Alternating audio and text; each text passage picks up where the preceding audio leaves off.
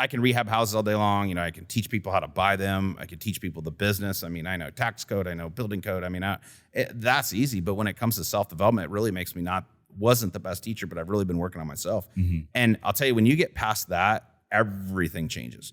Everything changes. And it's just amazing that, how many coaches do you actually hear work on the mindset first and work on themselves?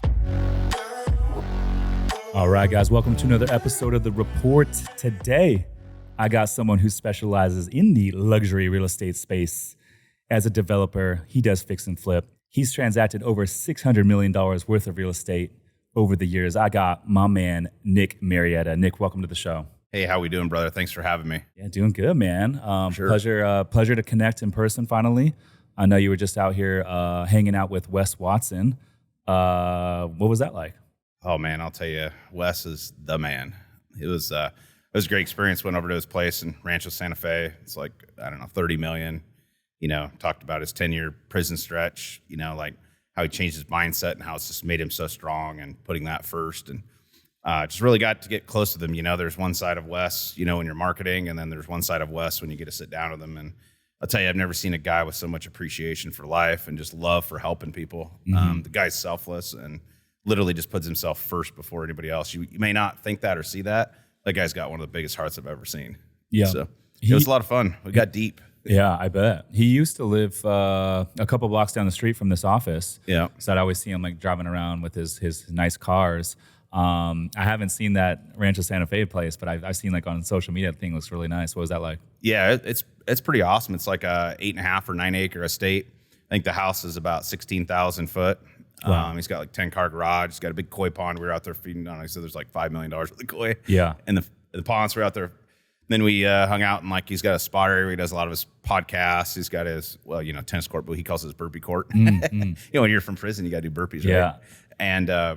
And then he's got an awesome bowling alley and stuff. And then he's got where he can store all of his cars. But, it's quite different because, he just bought his place like out in Miami and having his place in Miami, it's all new, modern, hip. Miami moves different than San Diego, right? You go out there and it's like being, I would say it's like being in South America, like in the middle of, a jungle, right? Because it's like you can't see anything, you can't see anywhere, and it's just like peace. And then he goes to the rat race in there. So, for what he does, it's, like you said, he makes money there. It's not really even a place to live, It's amazing how he does his masterminds there and what he can use it for marketing. But it's really peaceful, really nice, and, he's blessed to have it. That's for sure. Yeah, absolutely. Is he doing any investing at all in real estate? Or did you yeah, it's kind of funny. We actually got deep into that in the podcast, which will be on. He's done actually a lot of investing, just, regular Blackstone, but when he got in a couple years ago, the market was good. It's like I was making 28-30% returns on my money. And, but he doesn't want to mess around with going to someone like me and doing a $1 or $2 million loan. He makes so much money just focusing on, his mindset coaching and his fitness training and his elite business mindset that it doesn't make sense for him to mess around with it. So he said he just stocks, he's got 20 or 30 million stock away in there, but he's going to, he's good friends with Eric Spofford. Do you know Eric Spofford? No, I do not. Yeah. So Eric Spofford does Section 8. He actually lives right across the street. It's one of his homies. He sounds like he's going to do a lot of Section 8, potentially do like a big portfolio. He's like, if I'm going to go do it, I'm going to go, hire it out, do 10 million at a time. But he does a lot of investing, back into his brand. And it was pretty interesting seeing how far a brand could actually take you and how he's built his brand, right?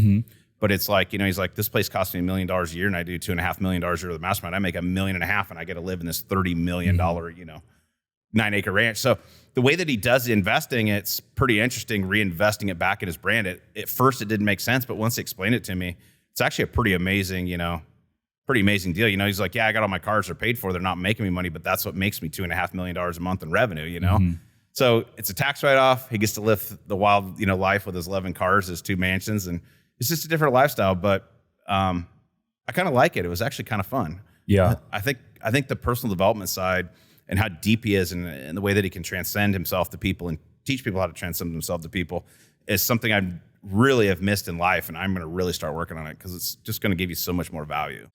Yeah, it's impressive, like what he's done. I mean, from being in the pen, what was that, 5 years ago? Yeah, 5 years, 9 months ago. And then building what he's built today. Yeah. one of my investors, he's the manager of the Ferrari dealerships. I was like, hey, how does I know Wes buys all these nice cars? I'm like, how does this guy make his money? He's like, I don't know. His dude rolls in and just drops cash. Yeah. Okay. Yeah, he makes it all like I was talking to him today. He says, I got my, program. It's on my podcast. It's his lowest level program is $47. He's like, you got to invest more than that. He goes, you can't have can't have champagne on a water budget, but he's like, I have 18,000 people. We were figuring out it's like $900,000 a month of just regular revenue just off of the 17,000 people that's in that community, and that's his lowest level program. And he goes up to $40,000. So he's like, I just sit here and I make $1 million a month just off of my subscriptions of 47. Is that like a Facebook group he has with all those people? It's a community inside of an app. It's called Trainerizer. Okay. It's just anybody can build an app, right? Yeah. And it's, it's just a platform like a cloud, like CRM comes into it. He's built it out for workouts and for mindset so everybody can keep track of it. But it's a community inside of there. He goes, he's got the cool thing is he's got people all over the world in it. Like if we do just real estate, it's like you always get questioned like, hey, can I invest if I live in Canada? Hey, can I invest if I live in Germany, or if I'm from Mexico, how do I invest, right? So, he's just in a little bit different, sector because anybody in the world can go and charge, $47 on their credit card and be inside of his community. He's like, man, I got people doing burpees and workouts together. So it's a great big family, Yeah. And there's a lot of money out there in the online space, man. Especially you can build out the brands, get the attention. I mean, attention is, relationship capital. It's the biggest form of currency today. It is the new currency in the last 18 to 24 months, It's just because social media has changed so much. People just don't get it. And if you're just starting now, it's hard. I don't care. Anybody says, I don't care if you got a story or you don't have a story. When you're starting now versus like I've been in the game, my first post was in 2007, So I've been in the game for a long time. My first Instagram post, I think, was in 2018. I've done, I think, right at about 7,000 videos between my Facebooks, my TikToks, and my YouTubes, and I'm like, no superstar. I think I've got 800,000 followers, organic followers, but it's taken a long time to build it, off of just construction. And, that's mainly what I talk about. It's construction and, rehabbing and flipping homes. I don't get much into mindset and stuff like that, So how did you get into the luxury space, and were you always in the luxury space? So I actually had never been in the luxury space in the fix and flip, but long story short, if you don't know who I am, obviously I'm Nick Marietta. You can see me on all channels, The Real Nick Marietta. It's my YouTube, my TikTok, Instagram. But I moved in 2006 to Phoenix, Arizona. I was broke, had a kid on the way, didn't know what I was doing. It was horrible, $300 to my name. And I seen an ad in a paper for framing houses. And in Iowa, I was a concrete and framing contractor. So I was like, oh my gosh, it's January 6th, 39 degrees in Iowa, about ready to be 0 and freeze and snow, right? And I'm like, I can frame houses, and I took on this custom house framing down there. Me and one guy that's still with me that we moved down there, and it was like 4,000 foot. It was a big Mormon builder, and he was building monsters. 15, 20, 30, 40, 50,000 square foot houses up in Scottsdale, and I got on one of those monsters, and that's where I got the taste of luxury. So, I started framing luxury houses, and that's where I learned the construction, learned how they come together, learned, the start to the finished process of, how long they take and the patience, and really had the mindset for it then. And then, as you know, we had the Great Recession, right? And guess what happened? I'm in the middle of a house, didn't get paid, put me under again, 2009, and I had to start all over, So that was my first taste of luxury. And it scared me so bad after, framing that house, never getting paid from it. That was like all my money. I had $40,000, $50,000 wrapped up in it, and the builder couldn't pay me. Up in Scottsdale, he went bankrupt. And that was a lot of money from when you were bankrupt, especially when you're going into a depression, right? And I had filed bankruptcy 3 years prior. So when you look at it, I didn't want to get back into it. So in 2019, I was flipping median house prices and wholesaling them. And that was my main thing that my contracting business did in Las Vegas. And that's when I seen one of my buddies do it. And I seen him make like $250,000. I'm like, I have to do 10 of these little shitty houses, right? To make $250,000 on one. And I seen him do it once. I seen him do it twice. And I go, okay. And I dropped everything I was doing. I went all in on the luxury game. Are you mostly in Vegas right now, or are you investing in other markets? We're invested. So I've done about 750 deals in Kansas City, Missouri. Wow. Lots of wholesale deals there. We got about 5 flips left there. Wrapping those up, and then I'm out of that market because I'm obviously from Des Moines, Iowa.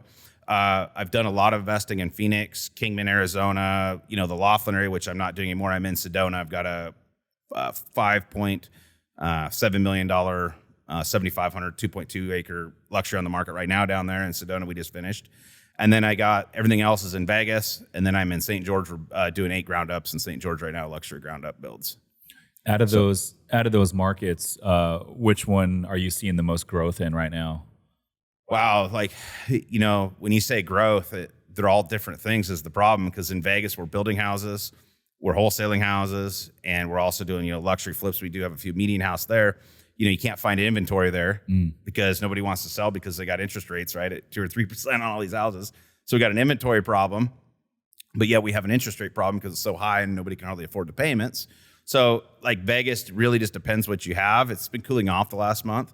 But in the Sedona market, Sedona is one of those places where, we bought for $2.1 million and we're exiting at 5.7. I mean, we're looking to make $1.5 million, $2 million on that deal.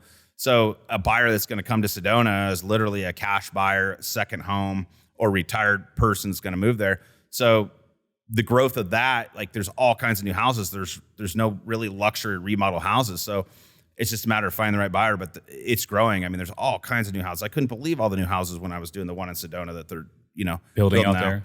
And St. George really plateaued, but we have the same problem as COVID. Now we got the COVID problem, right? So all the developers stopped when all the interest rates, I signed on all my deals in April of 2022. What happened in May of 2022? We had COVID. No, April of 2020, all the interest rates went. Oh, April 22. 3, 4, 5, 6, 7. Now we're at 8%. So I sat on land and builds for almost a year. Everybody told me I was crazy, but if I'd have built my houses then, I would have lost like $1.5 million. So we're just starting to build the houses on the land that we bought, in April of 2022. So I've been through the ringer. So the luxury, you can make a lot of money, but you got to be patient. You got to be able to hold on to, big loans for long periods of time with the capital laying around, What's the biggest risk to building luxury products in today's climate? The biggest risk is the time it takes to get a permit and actually execute it. When you're fixing and flipping, even in luxury, I can get a permit in 3 months and I can have that remodel done as long as it's underneath $1 million in 6 months. So I can be in and out of that 9 months. Well, when we're building a house, it could take 6 months to get permit. You get started on it, you're another 12. You're 18 to 24 months in the stretch. Yeah. So the stretch is almost double. And if you're doing new build in place like California, you're looking at sometimes up to 3 years before you start building.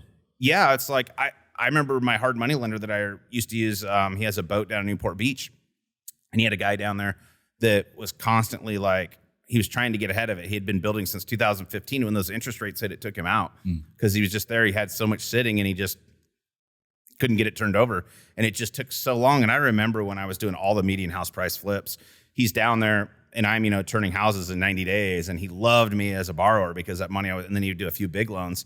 And, it's just, if you're not in the right place, you can get in a lot of trouble, I think the key to building luxury homes is being in a market where you can get a permit, literally walk in, get a permit and walk out, Yeah. Which are Midwest markets, Southeast markets are that way. But like I got one of my students because I do real estate education, and Julia, she's building houses, out in Georgia, and, it's taken her a year to a year and a half. And, it's the same problem.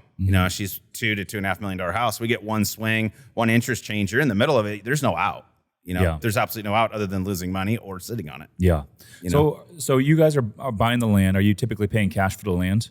So typically what we do, it depends what we're doing, but we'll either take like a gap loan, or we'll use hard money, and we'll take the land down cash. What's a gap loan? So a gap loan is where we can come in. It's just temporary financing. So we'll come in. We have an investor that wants to come in. We call it 60, 90, 120-day money. They'll come in and be like, hey, we'll give you 100% financing on the land. They'll charge us usually like anywhere between 8 and 12%. Well, now it's probably more like, we haven't done one in about 6 months. So now it's probably more like 10 to 14% and 2 to 3 points. But we'll come in, we'll take the land down with their money. And then that'll give us time to draw all of our plans, get good financing in place, with non-Dutch interest so that we're not paying, on the money when we're not using it on the build. And then we can wrap everything in one, and we can pretty much get 100% financing by the time we get everything done. As long as we have our plans, we get the proper contractors, the proper bids, and as long as we're under 75% of appraised value, we can get 100% financing with 12 to 18 months of payments put away and all the points. Wow! So a lot of times we can do these deals without any money out of our pocket when we're building. That's the beauty of building versus when we're flipping. Flipping, we're always putting money out of our pocket. So you get the gap loan to purchase the land, and then you'll spend 4 or 6 months getting the permits. And once it's shovel ready, then you'll pull out a construction loan or a hard money loan. Yep. And that new lender will take out the gap lender. Yep, absolutely. Got it. And then it's secured by the land. You guys do the build out. You're not paying interest on the renovations until you start that portion of the project. If you are a busy professional and don't have time to invest in real estate but still want to participate in the passive income and tax benefits, my team, Summers Capital, is buying a lot of boutique hotels right now. We source the deals, we renovate the properties, and we even do all the day-to-day management, making it truly hands-off for our investors. If you want to learn more to see if we can help you, go to summerscapital.com/invest to book a call with our team. Again, that's summerscapital.com/invest. Now back to the show. Yep, that's the nice thing about non-Dutch interest. You're not paying on that until you're actually drawing it. The worst thing about a fix and flip loan is if you're paying on, 2, 3, 4 million and you're not using it versus on new construction. I've got 8 loans right now that are still sitting at 7%. They want to get out of those loans so bad. They're like, hey, we want to refi you into a fix and flip loan. So I'm pouring foundations now in St. George. They're like, I'm like, I don't want out of these loans. Like, we're not going to extend it. I'm like, well, then you're going to take it back. It's hard money.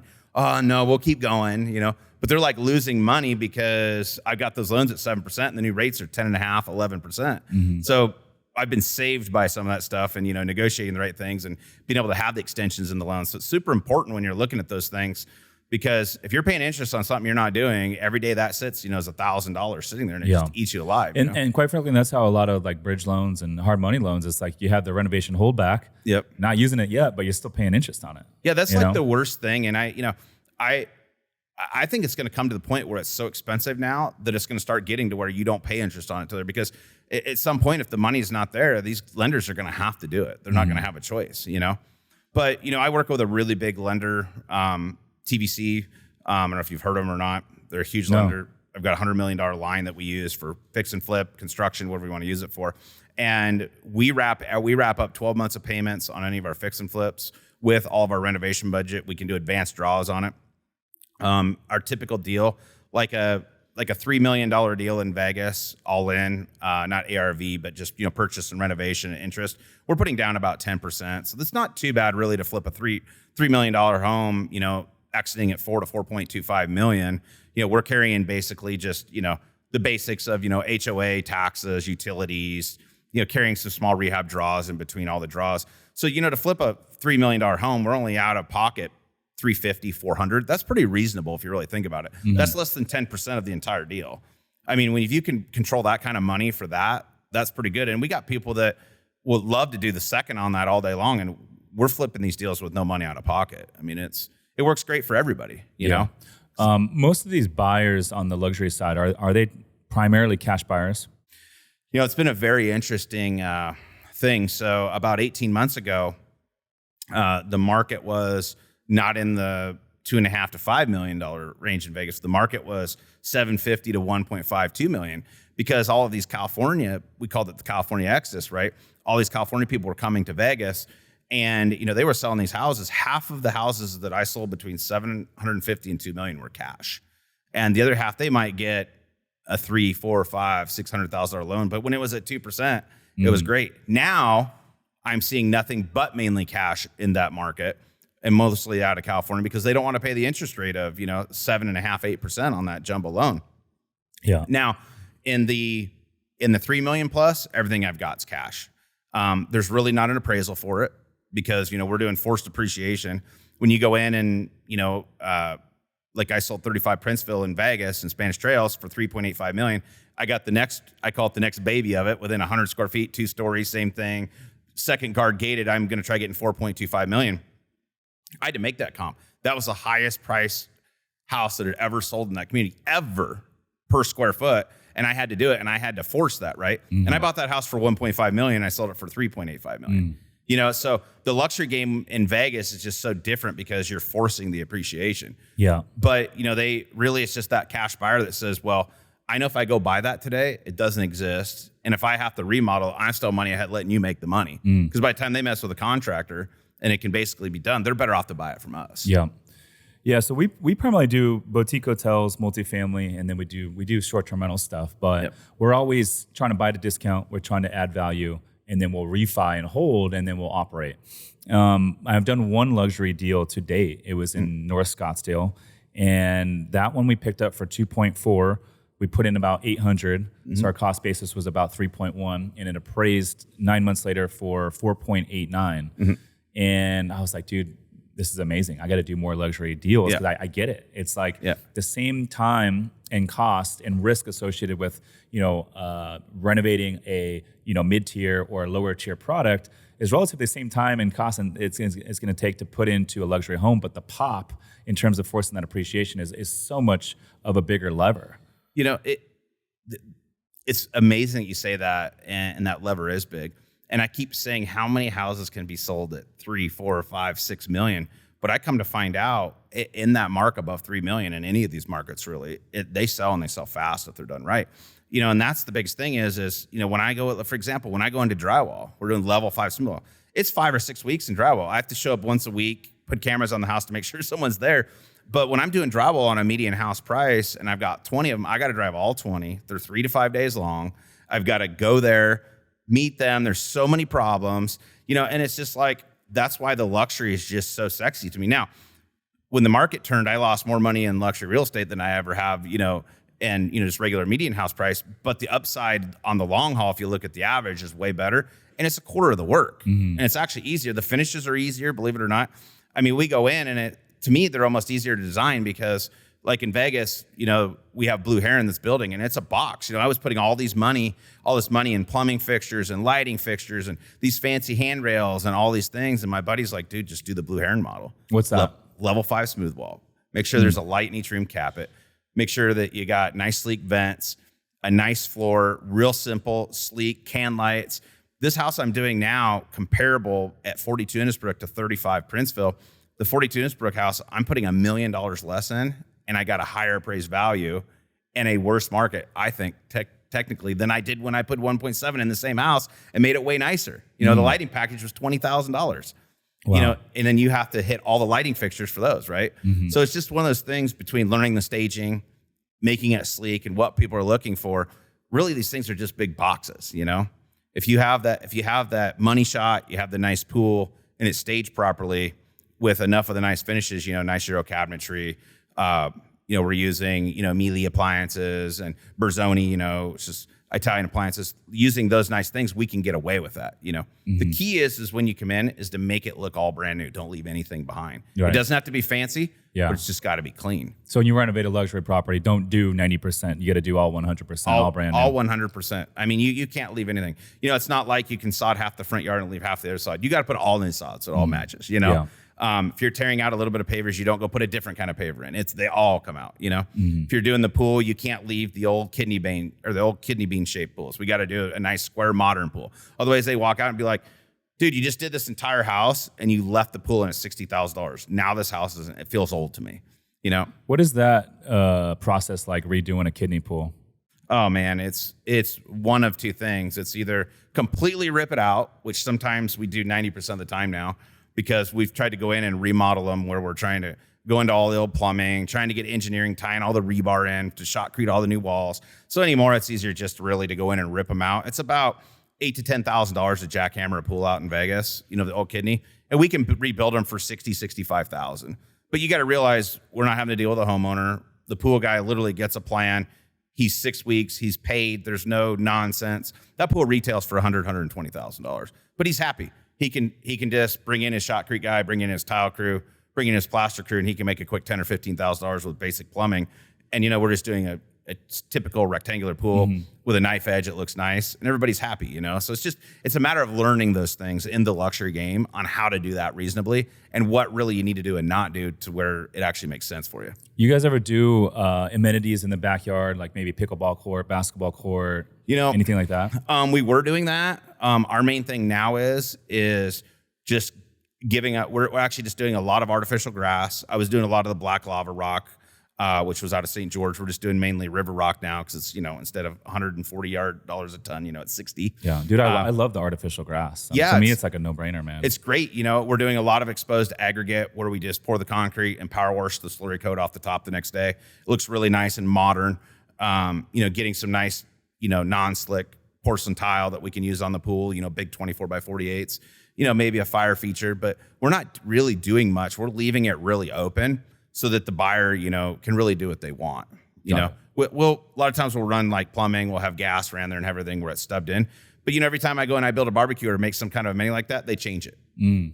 So I'm just better off. I'm better off to just put my money somewhere else, into sliding doors, new windows, air conditioners, roof. Those are the things that people really want. Yeah. What's the most you've ever made on a luxury build out? The most we've made to date's right at around 900,000 is our biggest one. That's net after everything. That's net off everything. I started going into luxuries really hard in March of 2021, and I got in a head-on car accident, and I basically couldn't work. I had to read, write, walk, talk. I had to learn how to do all that again, and I still have 8 lesions on my brain. I'm just starting to come out of it, and I've had a lot of health issues from it. I just had rods and bolts put in my back. I'm on the mends now. So I go and I buy all this stuff, and then I'm like trying to run this business. It about put me under, I had to be real strong to be able to get through that. Cause in the middle, I had 20 other rehabs going for other luxury people, So at that time I had 40 luxury remodel jobs going at one time in Las Vegas. Wow. And I had to let all my stuff sit for years. So I missed the boat by making sure that all my other people's stuff was taken care of. I'm the one that paid the price. Because my word's everything, my integrity's everything. I couldn't leave all these other investors hanging and bankrupt them and keep me going. I wouldn't have had a brand and I wouldn't have had anything left from where I'm from. And I just couldn't do it as a person. So I said, if anybody's going to go in or if anybody's going to eat it, it's going to be me, not them. Because I can always have me, but if I screw all these other people, it's my word and I can't do that to them. So by missing the boat, what I say is I had luxury properties I had to sit for. I have some of them that were 18 months when we should have only been 12 months, but I had some health issues and it was unfortunate. So when those interest rates changed, I was like 4 months. I had a string of 10 properties come, and we lost like 15 million from because you had to discount them to get rid of them. Discount to get rid of them but it was a health issue. I mean, I bought them the year prior, but I learned my lesson, and my lesson is I'm going to completely restructure everything. I'm going to put teams in place and systems that are bulletproof there, so that never happens again. And that's removing me. It's the who, not the how, right? Yep, absolutely. That's a good book, by the way. Yeah. So what happened with this car accident, man?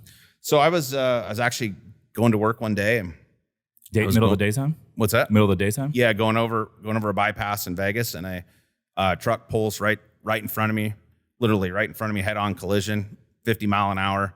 Walked away from it, and then next day I woke up. I couldn't look at my phone. I couldn't do anything. I had a massive concussion. So then I didn't really realize how serious of a concussion it was. I went to the doctor or to the hospital 3 times, oh, you're all right, you're all right. And at day 10, I literally was looking at my computer and my ears were ringing from the impact and everything. And I just started crying and water running my face. I couldn't even hardly talk. And the concussion just tore me up. So for about 3 months, every time I tried to work, I just had water running from my eyes, couldn't really communicate. People would call me. I was just clueless. I didn't know. I was just lost from the impact, and I didn't even realize I hit it, and this is a 1500, jacked up, brand new Chevy truck, long box, diesel, and I totaled it. I hit the steering wheel, bent it an inch. It was a serious car accident. Pushed my L4, L5, both my vertebrae my discs had to be replaced. I didn't realize it. And then once all this had happened, your business is going for 3 months, right? And you can't concept what's happening, right? Because when you have a concussion, you just get confused, you forget. It was like the craziest time of my life. And I just kept getting up every day and I never quit, And finally, April 1st this year, I finally got past the lesions are starting to dissipate in my brain. And I finally had my back surgery. I just couldn't go anymore. My disc had pushed into my spinal cord. It was literally going to paralyze me. So I went into emergency surgery, and I'd been in and out of the hospital like 10 times. And then 2 months after surgery, I had a semi run me off the road, ran me right into a median. 2 months after my surgery in June, wrecked another truck. So I've been going through that. And then that kind of put me idle. Then I had a blood clot in my freaking foot. I woke up one morning and my feet were just huge. I ended up in the hospital. So it's from one of the accidents? Yeah, because I was just sedentary, right? and it came up and it's in my right lung. So luckily one of my clients and investors is a pulmonologist. So he's helped me. We've just about got all the blood clot taken care of. No problems with my blood now, health. I gained about 30 pounds during this. I'm about 15 pounds down. I'm back on the mends and going, but I'm completely changing my life. And that's one of the things I love about Wes is I'm going to actually take some time down. I'm getting out of the construction business, going to hire that done. And I'm really going to focus on helping people and work on myself more, and that's what you're going to see, a huge change in my brain and what I do. And that's going to give me peace, and like Wes said, there's nothing better.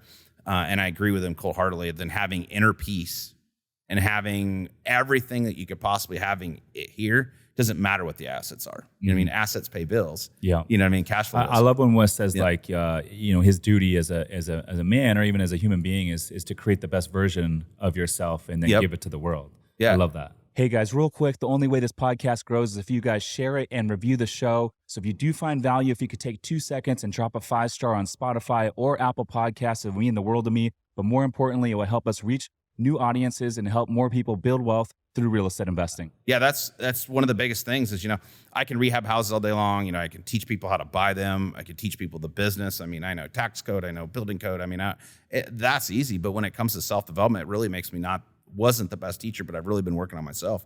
And I'll tell you, when you get past that, everything changes. Everything changes. And it's just amazing that, how many coaches do you actually hear work on the mindset first and work on themselves? And, I kept working with Wes for the last 6 months. He's like, dude, what don't you get? He goes, I love dumb people. He goes, you're a dumb motherfucker. And he goes, I love you. But he goes, you're not that dumb. He goes, the reason why you're not dumb is because you listen. He goes, but people just don't get it when they're running the business, okay? And they're not working on themselves. They're running the business. They're not really helping people. They haven't found themselves, and they're not really developing people. He goes, dude, it's all within.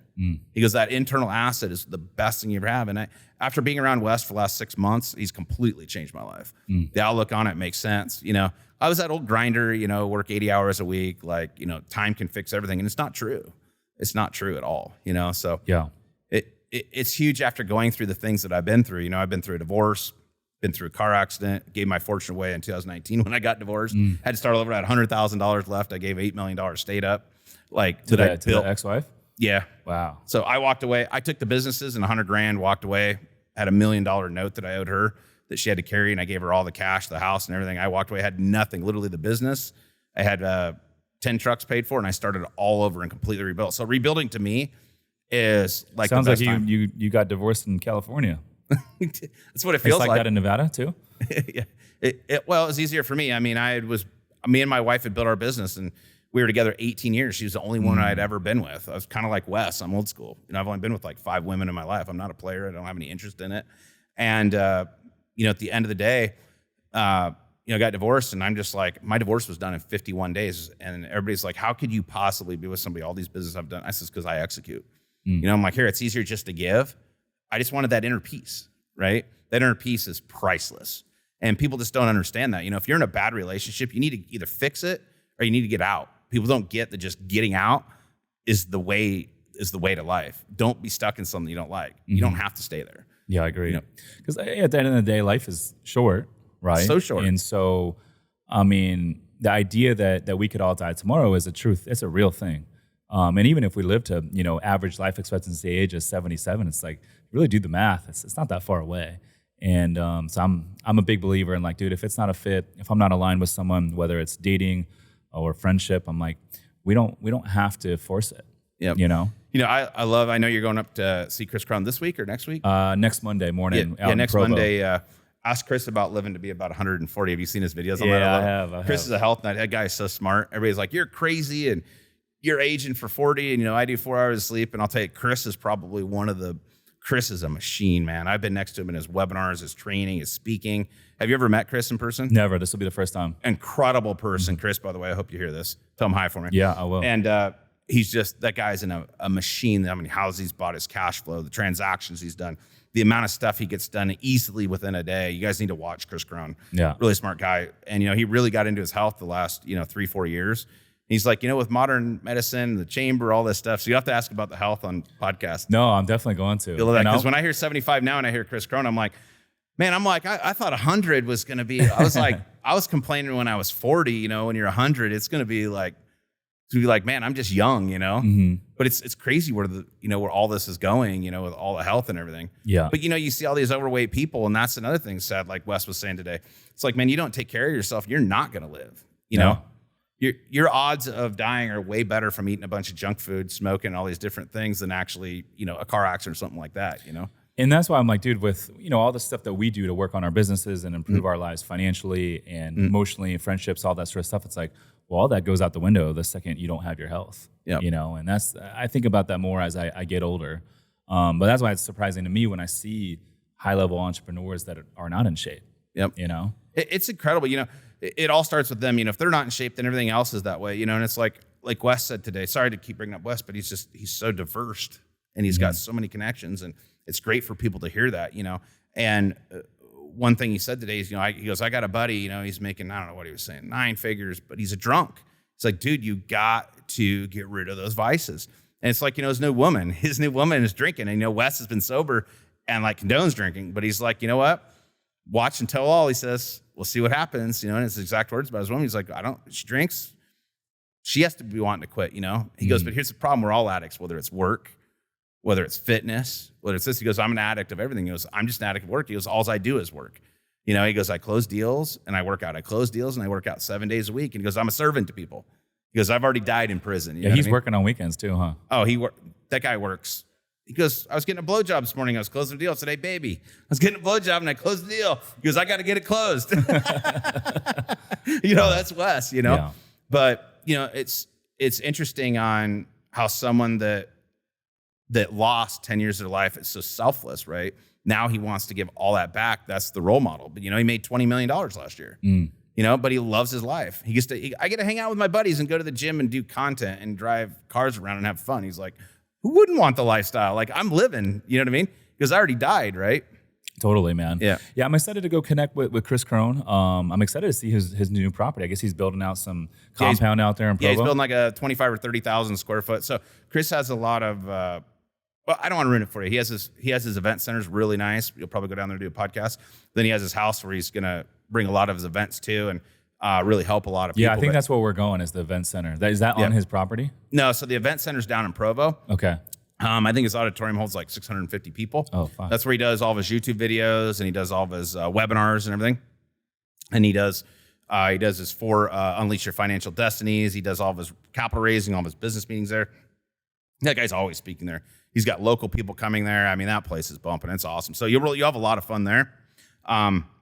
He might go out to his house, but at his house, a lot of times when he has that, he'll take a lot of his VIP students and stuff out there. But he's building I think a 15-car garage and like a 25,000 square foot addition on the already 8,000 square foot house. But beautiful. You'll love it. It's an amazing thing, you know? I'm excited for that. And then that night we're flying to Houston. We're going to do a podcast with Robert Martinez, the Apartment Rockstar. He just got foreclosed on a $51 million apartment loan that he got early 22 on a deal on floating rate debt. Yeah. And so excited to get him on, kind of hear his side of the story. So he had a $51 million multifamily loan on a complex. Did he have PG on that? Risk guarantee? Well, it's non-recourse, but you know, the multifamily side, the agency stuff is non-recourse. Yeah. However, it's like, dude, you foreclose on a deal like that, that's all your investor capital. And unfortunately, the guy's done like 11 successful multifamily deals, and that was like number 12 or 13. Yeah. And you know, he just bought at the wrong time, and then the rates went through the roof. And he tried to work out some stuff with the lender, but they weren't willing to work with him, and they weren't able to grow that NOI enough to refi into fixed debt, and so they foreclosed. That's too bad. So how many apartments does he own now? He's got about 4,500 units, and I believe that property was like about 300 units. Yeah, so I mean, he'll keep going. Like, he will. I mean, hey, you know, I've got what do I have left? I've got 10 million in St. George, and I've got about 9 million left in Vegas. So what's that? 19 million, and I got 5 down there, and another 3. I got about 28 million, and I was in the upwards of 75 million. You know. And I lost 15 million. And, you know, of my own money through all the luxury, you know, I have agreements with investors, and I've paid every single investor, every single dollar I've owed them, and I've taken all loss. So I could have, on these deals that we all signed up in my agreements, they could have all taken loss. And, you know, we've got 3 investors to close out. Yeah. And it looks like we're going to close out even or ahead, but I paid everything off. I paid every single thing. I paid all my personal money. So I know, like, I'm going through it myself, but I've also made a lot of money in the business.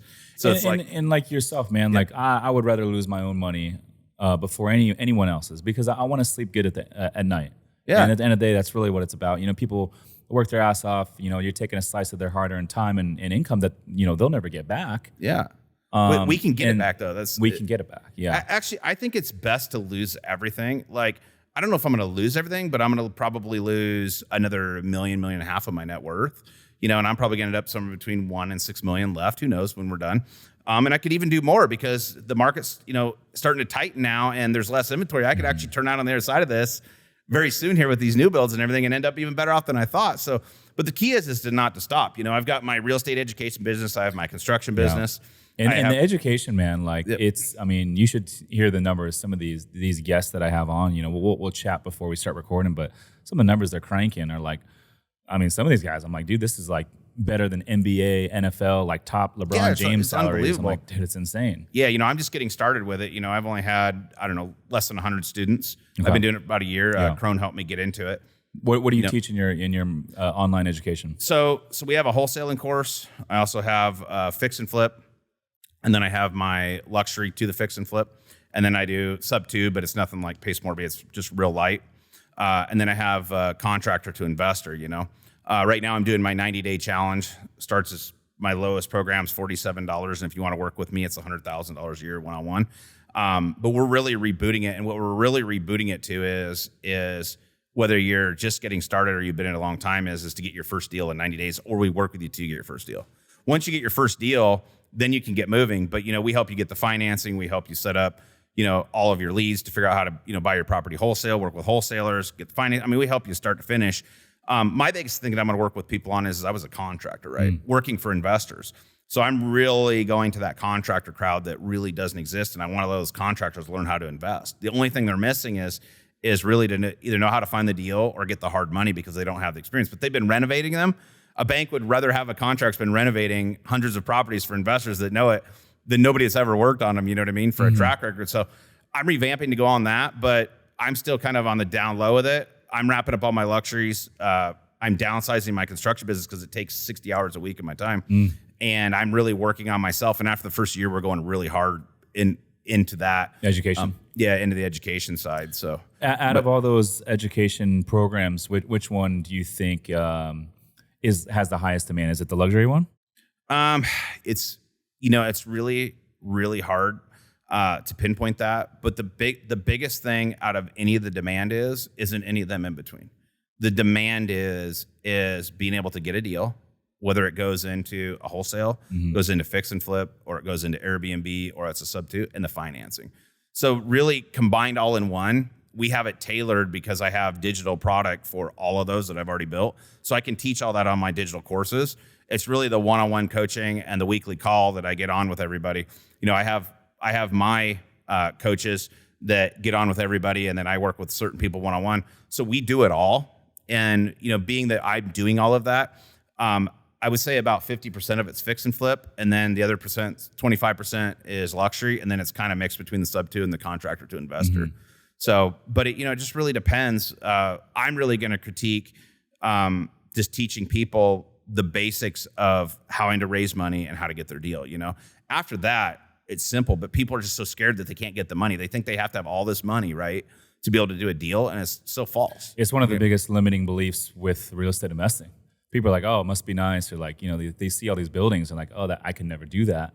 But it's like, in all reality, most of these buildings are bought with other people's money. Yeah, no, that's the thing that people don't even understand, So let's talk about that real quick. So I have $30 million left in assets right now. I'm going to start purchasing again after the first year. How much do you have in apartments? How many units? Total portfolio with the hotels, the multifamily, and the short-term rentals, 60 million. 60 million? Yeah. Okay. And out of that 60 million, how many units is that? About 330. 330? Okay. And how long did it take you to build that? About 4.5 years. 4.5 years? Yeah. And what do you think you're going to acquire in 2023? Do you have any goals or? Just off the top, I think we would love to acquire something around 30 million in 23. Yeah. Especially with where I think the market's going to be. Yep. And where do you think the market's going to be? I think we're going to start to see some opportunities shake loose. I believe the next 6 to 12 months, this is going to be the highest that we'll see the rate environment. So this is the time where we're going to see the least amount of buyer competition. We're going to see the most amount of buyers on the sidelines. And I think this is where you can pick up some deals at a discount, because the only ones selling right now are the people that have to sell. Well, just like your buddy that just got foreclosed on. I feel sorry for him. Yeah. What was his name again? Robert Martinez. Robert Martinez. Oh, I know Robert Martinez. Yeah. Sorry, I was in roll mode earlier when you said it. So, and it's like what he's got. I mean, think about it. The guy's got 4,500 units, and his 12th deal went there. It isn't going to stop him. He's going to keep moving. And when did you go full time? Because you was an air traffic controller, right? Yeah. When did you go full time? I went full time during 2020, during the pandemic. That's when I punched out and I went full time. What were you making a year doing that? I was making 160 was the salary, like 163, and then I would work overtime. So I work like 2 overtime shifts a week, and I was doing about 2 to 210 a year after overtime. But I would give away half to taxes. Yep. And then how long did it take you to replace that income with what you're doing now? It was quick. When I punched out, I had 80% of that income replaced. Yep. And then, because real estate's so tax advantaged, you get the cost seg studies it's and all that nothing stuff. at 100. You could do one big flip a year and about make that. Yeah. Yeah. Have the rest and, So I had about 80% of that when I punched out of there. Yep. I hear you talking about cashing out your 401k. How much did you cash out when you left? I had about $280,000. I put into it for 11 years. Yep. And it's like, it grows. Like they say, diversify, nothing like your portfolio invest now. in your 401k, and it grows. Yep. But it's not going to really truly make you wealthy. I mean, that's 11 years. So when you did that, you got all kinds of and I was right? I was maxing out. I was doing the max contribution. I was getting the company match. I did that for 11 years, and it works, but it's not ever going to make you wealthy. I am 38. 38. Yeah. Okay. So I'd seen one of your podcasts and you were saying, when is the time if I don't want to regret it that I didn't take it out of my 401k. Tell me about that. Did you have all kinds of people say you were crazy when you did that? Dude, coworkers, friends, even some family members said I was crazy for doing it. They said it was too risky. But dude, my net worth then was about I basically was all in the 401k. Yeah. So my net worth was like 300,000. It was in the 300s. Yep. And when I cashed that out, it was in 2019, and today it's 8 million. So I grinded for 11 years putting into that 401k. It was in the 300s. And you've 30x that. Now it's 8 million. Yeah. So you basically 30x that. Yeah. It's crazy, right? That's incredible. Yeah. That you've been able to do that. And do you have any partners? I mean, other than obviously investors in what you're doing now? The smaller deals are on my own. I have some deals where I JV, and then I have larger deals where we have investors. But I mean, your main operation is just you. You don't have anybody else in your main operation. I mean, obviously everybody's got partners or investors and JV deals. But day-to-day operations is just you. Here it's just us. We get the team. But no partners within the companies here. Yep. I do give a slice of equity to some of the girls on the team, just to create alignment of interest. But dude, it's there's so much money out there, man, and I don't want to win alone, right? Yeah. It's so what's your team look like? Tell us a little bit about your team. Yeah. So we got an asset manager. That's Lauren. And then we got you met Alex. She's director of investor relations. She does a lot of the back end stuff. And then we got Parker over here. He's our content manager. We got Jen, who does, she basically leads our hospitality side. So we manage, operate short-term rentals and the boutique hotels. We also do it for third-party owners. So it's essentially like a hospitality brand or property management company. Yep. She leads that. We got Andrea, who also works on the hospitality team. And then we got 3 VAs that are full-time in the Philippines. So that's the entire team. So on all of that, are you just in California market? Or are you all over? What markets are you in? Yeah, so we're in the Carolinas, so Greensboro, North Carolina, Cincinnati. Had a 32-unit building that we exited recently in Indianapolis. And then we are in Scottsdale. We're in Northern California. We're in San Diego. And then we also manage for other people's properties in a bunch of different markets. So we're in Memphis, St. Augustine, Florida. We were in Kansas City, Joshua Tree. We're in Bannon, Oregon, and I'm probably missing a couple. How did you get into this business? Dude, I was slanging airplanes, and I was in the break room one day, and my coworker was just talking about how he closed on a fourplex in Cleveland. You're like, what? And I thought it was the coolest thing ever. Yeah. I was like, dude, I want to learn how to do that. So he was like, hey, go read this book. What year was that? This is 2018. 2018. Okay. Yeah. So you've been right at it about 5 years. Yeah. So I read this book, and dude, I was just like, I just started listening to podcasts. I started tearing down books. I started going to networking events before I even owned any real estate. And I just became obsessed. And dude, it's crazy like how quickly, people say, oh, like mid-30s, that's a little bit late. And they say, in your young 20s, you should have it all figured out. Hold on a and all his second. They careers. said it's a little late. Didn't Cardone, he really started when he was like 43. Yeah. Yeah. He's hit, 64, 65? Yeah. And so to make a big career move, and I'm like, dude, looking back, I'm like, dude, it's the best thing. We're just getting started right now. This is. I you tell look the team really all the time. happy. It looks like you're having fun. I appreciate you, man. Yeah. But I tell the team all the time, like, guys, this is just the fucking beginning. Yeah. So it's exciting. Isn't it fun to raise money when you're winning? And going through that. Have you had any deals that went bad yet? Do you have any bad deals? We haven't had any deals that didn't make money. But we've had deals that we had to there was a lot of bumps in the road along the way until they became good deals. So for example, the 32 unit building that we exited in Indy, we picked that up right before COVID started. And we were renovating all these units. COVID started. Oh my gosh. And our occupancy dipped to 60%. And the thing was bleeding money.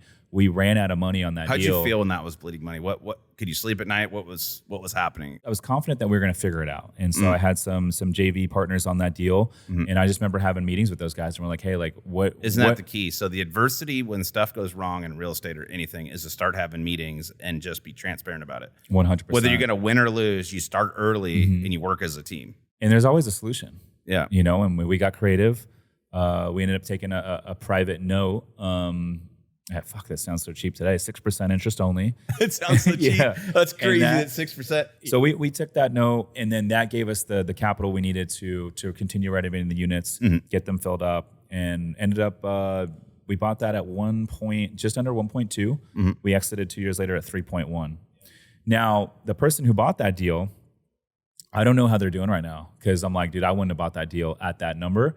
And where the rates were and all that sort of thing. He bought it kind of at the top of the thing, early 22, basically January 22. So I don't know how they're doing, but I wish them all the best. It's a wild thing because out of all the deals I got, I have one bad deal right now that's going down. But it's funny, it's actually a really good friend of mine, and we have some of the other business I've done that we're actually liquidating some of my business. I'm doing some trading with them. And what happened was it was a COVID deal. When the whole COVID deal and the accident hit, we had a different investment thing going. And I've been carrying the debt on that, but it's made sense. We've paid it down and it's coming down and coming down.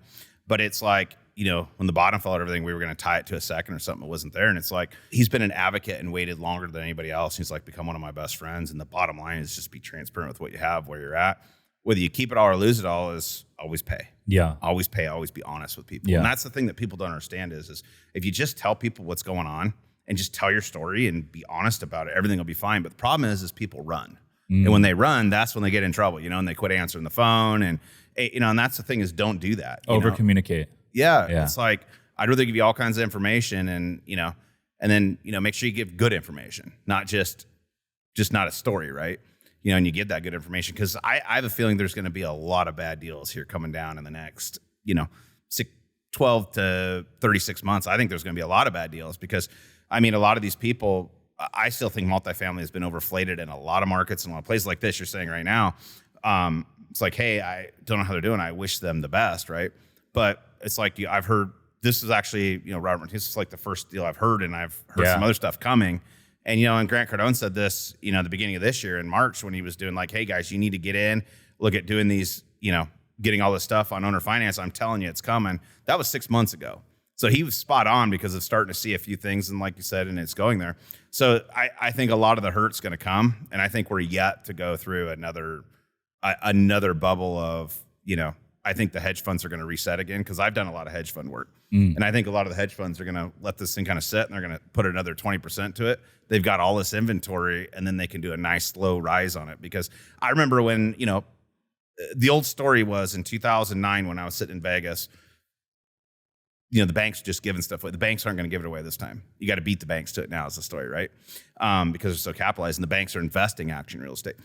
But the thing is back then they were giving it away. Now they're not going to. So what they're going to do is they're going to come in and they're going to just swoop all these things up, right? And the hedge funds, I remember in 2013 when they're in Vegas, they basically ran all the investors out. I used to go down to Nevada Legal News where I bought all the houses. I would drive them at night, and I'd sit down there and buy houses at the auction steps and then renovate them. I got 12.5% of the entire deal for comping it, running it, selling it. That's how I got into the real estate. Wow. Of the net profit. And that was after the people's taxes. So I was really making about 5 or 6%, but it's what got me in, right? In the day. And I remember all the people goes, don't you guys know hedge funds? They always come in and buy, and then they're going to liquidate. And I heard that in 16. I heard that in 17. I heard that in 18. Listen, American Homes Rent and Blackstone alone, I've done 4,000 rehabs for the rentals. So I know these guys. I know how they play. And man, when they did this, when they ran all these neighborhoods up in the residential, prices here, 4 or 5 months ago, and then when the interest rate changed and they stopped and they ain't bought anything, they literally ran that up 20%, ran it back down. It was inflated 20%, and they're holding all these things cash flowing now at a good interest rate. They're going to do it again, and I think it's going to wipe out. I don't know. I was seeing a report that 7% of homes in America are rentals. Is that right? 7%. Yeah, and they said by the end that's of lower than I would have guessed. In 2030, it was going to be like 42% or something. They said it's just crazy where it's going. And I think that the division of wealth forever is happening right now.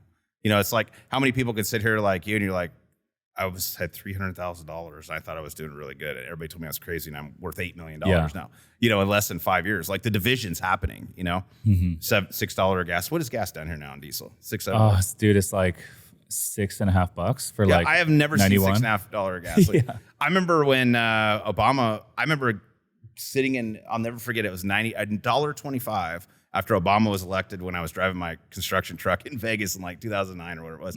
I'll never forget. Think $1.25 gas. I'll never see that again in my lifetime. So just look at what's happened, And, the problem is there's a lot of young entrepreneurs, and these young entrepreneurs have so much information. They're smart. I know 17, 18, 19, 20-year-old kids that are multimillionaires from either influences or real estate already. It's crazy what's happened in the world. Yeah. So I'm interested to kind of see how this all shakes out. I feel like the Fed has all the control right now with the rates. We're seeing inflation come back down, but rates they're saying they're gonna remain high the rest of the year. And then I don't know, a lot of the more institutional commercial real estate gurus are calling for a few rate cuts next year. And then more rate cuts in 25, but it's all speculation, right? Yeah. What's your average rate on your portfolio right now? Average, it varies. So what's your low and your high? The lowest I've ever got was 2.38%. You still have and that was on a larger multifamily deal that was floating rate. We had to refi into fixed, so that didn't last very long. But I would say the lowest right now is about 3. Oh, you got to be crushing on that. The highest we have right now. We got some hard money stuff that's in the 11s. Yeah. So 3 to 11. And it's still working? Or is it stuff well, we're in the renovation stage, and then once we stabilize, we'll refi. But with some of those deals, I'm like, if we're going to be refining sometime 12 months from now, we might be in line for some cheaper pricing. So we'll see. Yep. That's what I'm rooting for. Yep. So when you see a fix and flip guy like me and a construction guy, and you're all in multifamily, when you see a guy like me versus like what you're doing, why did you do what you did, not what I did? All because of the passive income. And honestly, man, I'm interviewing all these guys on my podcast and gals, and I think the beauty of real estate is like, dude, there's no right or wrong way to do it. There's 150 ways to make money within real estate investing, and they all work. But what I've found is like the ones that are successful at it pick one or two things and they go all in on those one or two things. Yep. They're not trying to get spread too thin. Yep. And then once they get good at those one or two things, then they branch out and maybe implement another one. But they always make sure that it kind of wraps around and supports the other businesses. Yeah. What are your thoughts? Well, my thought is if you're going to get in real estate, I think if you're going to be in the fix and flip game, I think you should start period in the luxury side where you can make big money, and you need to just start there. Just skip you just get a mentor. I don't care if it's me, who it is. I think you need to start big, and I think it's the same thing like with what you're doing. And Grant says the same thing. I think the biggest mistake is people go in and they spend all this time. They spend 1, 2, 3, 4 years. Where if you get one deal in the first year and you make $250,000 or $500,000, and you could focus so much more time on the actual business of building wealth. I think the biggest mistake is fixing and flipping. I think what you do and anything with passive is the way to go. I think a guy should completely leverage his entire thing to passive income as greatly as possible. you use the fix and flip and the wholesale. I always say use wholesale for your living money as the best, and use the fix and flip to make big money to get and help raise to get the reputation and get into where you can do a big multifamily. And, when I look at it, I don't really have interest in buying a bunch of single family homes. I mean, I've got I think 5 rentals right now, 6 rentals. I'm not a big single family home. I'm completely into the multifamily when I do it. But if I had to give any of these listeners advice from right now, I would literally figure out how to virtual wholesale. What's that? For my cash flow. Literally, you never have to go anywhere. You can do everything with a VA, get a local person on the ground, do everything from a computer wherever you're at. So you could wholesale from here in San Diego, anywhere in the country. I could live in China Dubai. and wholesale. Yeah, Dubai and wholesale here. I can't remember which wholesale guy. There's a guy that lives in Dubai, does the same thing. But I think that's what we do. Or even sell people, it's the old daisy chain thing. I have people call me all the time, Nick, will you buy this deal? Because I've bought so many deals for so many years and I'm fast at closing with so many people.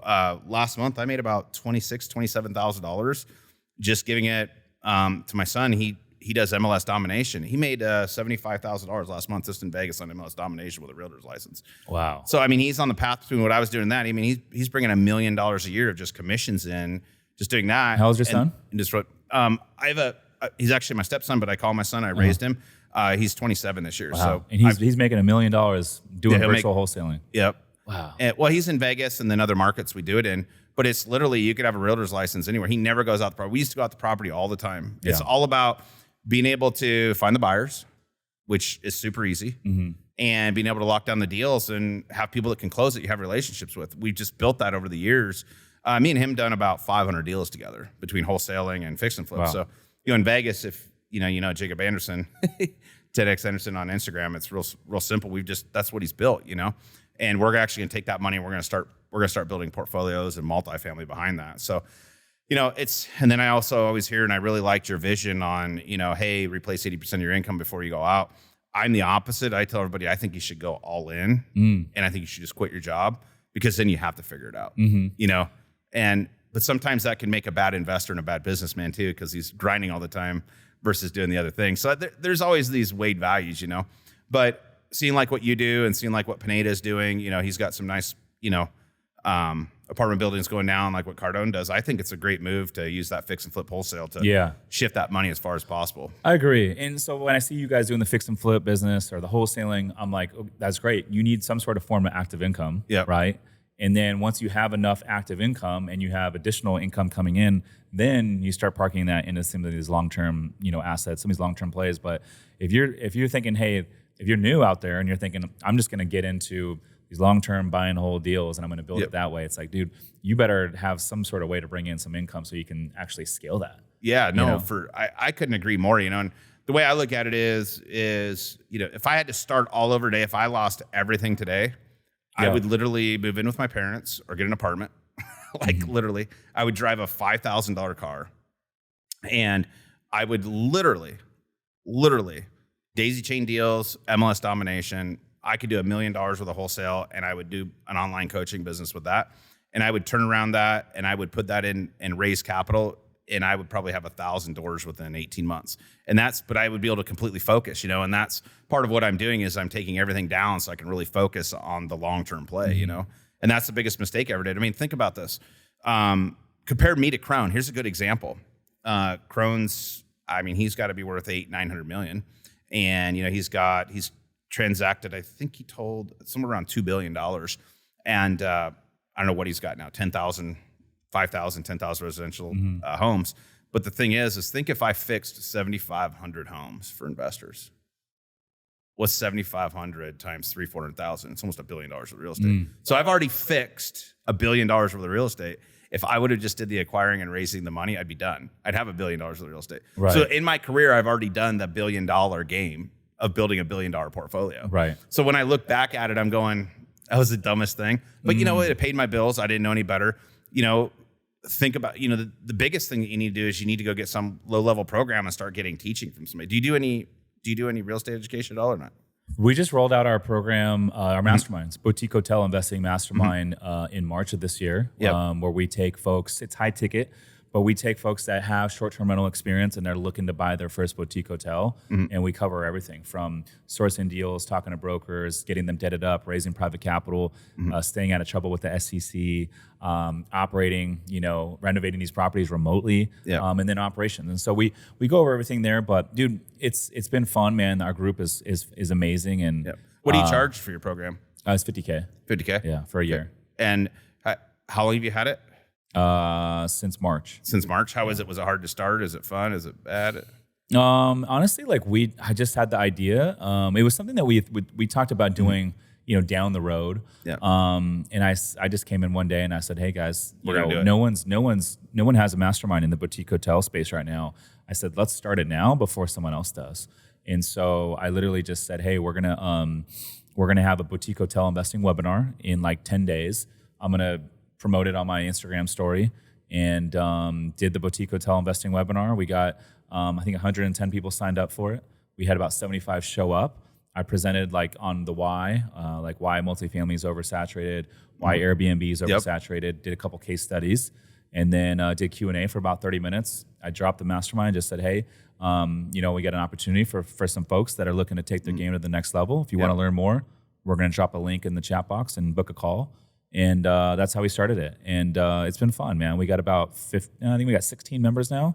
And we meet twice a week. And dude, some really, really cool people, man. That's so, awesome. I'm and so you're probably excited. raising money in there and doing deals in there. That's what we ended up doing.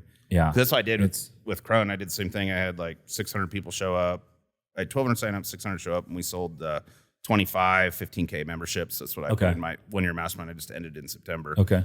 And that was just my fix and flip. And we went through luxury, all that different stuff. And a year is a long time. I'll never do another year thing. It's just really hard because if things shift or something happens or whatsoever. I like 12 weeks.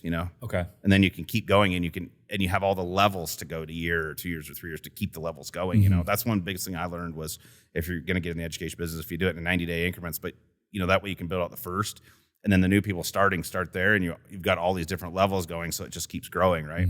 Whereas if my biggest thing is I had so many people at so many different levels that it made it really hard to try to accommodate everything, right? Where if you start here, dummy, and then build it up, then I found that I could accommodate every single thing, and it goes in a section, right? Yeah, that makes sense. That was the hardest thing for me was trying to help everybody, right? Because this guy was over here at this level, this guy was over here at this brand new guy. So I had this brand new guy, and then I had this other guy that has 30 million.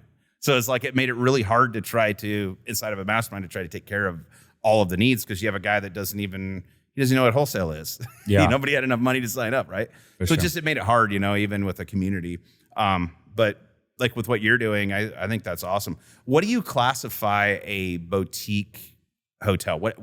What is the definition in your mind of a boutique? So technical definition, like by the book, is less than 100 units and independent, meaning it's non-flagged, it's non-franchised, it's not going to be a Marriott or a Ramada Inn. It's going to be independent. For us, we're targeting really stuff 10 to 40 units because our competitive advantage is to operate these properties remotely with a self-check-in, self-checkout model. Is that all like Airbnb or is it? We'll be on all the platforms. So. Hotels.com, Booking.com, like Expedia. So none of these are long-term. These are all short-terms on the boutique. These are all nightly stuff. And then, because a lot of these markets right now are tightening with the short-term rental regulations. I mean, look what New York City just did. They just banned Airbnb. And so as more markets continue to regulate, it's going to bring more demand back to the hotels.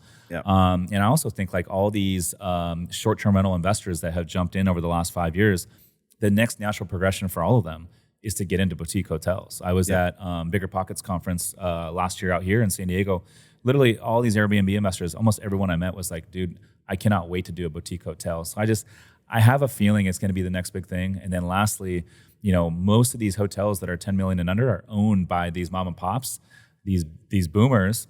And they don't have any operations. They haven't renovated their properties in 40 years. And they're all retiring. Opportunity. They're all retiring between now and this next 7 years. And they're willing to sell or finance a lot of these deals. And so I'm like, dude, I see the opportunity. No one's talking about it. I'm like, guys, let's roll this mastermind out now. And we just picked up a domain recently. We picked up hotelinvesting.com. Wow, that's a good one. It was just one. sitting out there. We ended up getting it for $2,700. That's a deal. And so we're gonna start building that out now. We'll probably put a bunch of good free content on there, do like a free ebook and a bunch of how-to stuff. for both the passive and the active investors. And so doing content and all that will drive traffic to hotelinvesting.com. And then, from there, we'll have 2 options for both the active and the passive investor. Yep. So we'll do you see. know TJ Gianni? I do not. Oh, I do. Yeah. He's been on the podcast before. I love TJ. TJ's a good friend of mine. Yeah, he's kind of doing the same thing. Yeah. But smaller, he does the smaller ones. He's doing them with the apartments, right? The smaller apartments. Yeah. And then operating them as hotels. 6 to 10, I think. Yeah. A lot of them. Yeah. He's a really good cat. Yeah. How do you know TJ? I know him from Kris. Okay. Yeah. So he was doing all of his content and stuff for him. Yeah. And how do you know Michael Sertain? Let's see. How do I know him? I know him through Kris Weiss. Okay. Do you know Kris? I don't know Kris. Yeah. I know him through there. And then, there's just a bunch of Vegas guys. We've been on podcasts together. It was Kris, and then it was Gary with Elite Mindset. You know Gary Chupik? No. Yep, Gary Chupik knew him, and we all just kind of started going together. So I know Sartain from that. I'd been on some podcasts with him when they were all doing different stuff. So and he's out of Vegas. He knows a ton of people there. We're gonna do a podcast swap.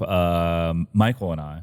Mm-hmm. I know his podcast has a lot of like dating, like level yourself up, that sort of stuff. Yep. So that'd be a little bit different for me, but dude, I got some good dating stories, so I'm excited to let it rip. So are you single, or what is your dating story? I'm single. I'm single right now. I've been single for 4.5 years. You ever been married? Got kids? Never been married. No kids that I know of, but that you know of. I'm dating now, and I'm at the point where I'm ready to meet someone. Yeah. But at the same time, I'm not pressed to meet someone. I'm being selective. Yeah. Yeah. It's good. You should be, man. You're at the perfect age. Yeah. Do you want kids? I do. Yeah. I'm not ready right now, but in 5 years maybe. Yeah. Yeah. So we'll see. That's perfect. I was with Wes, and he's like, man, I just want some kids, dude. He does want kids. He's like, dude, I just want a daughter. He goes, I just can't get my daughter, man. That's funny. I hear that he's got a new girlfriend with that tattooed his name on it. Yeah. Is that right? Yeah. I didn't get to meet her. Morgan. Was That's hardcore. How long were they dating before she got this tattoo? I think 2 weeks or 3 weeks. Alex says I can laser it off. That's true love, huh? Yeah, it is true love. Hey, they're talking about having babies, man. Wes, have some babies, dude.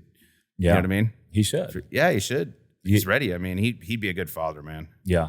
Yeah. I mean, how couldn't he be? Look how dedicated he is. Are his kids going to drive Lambos?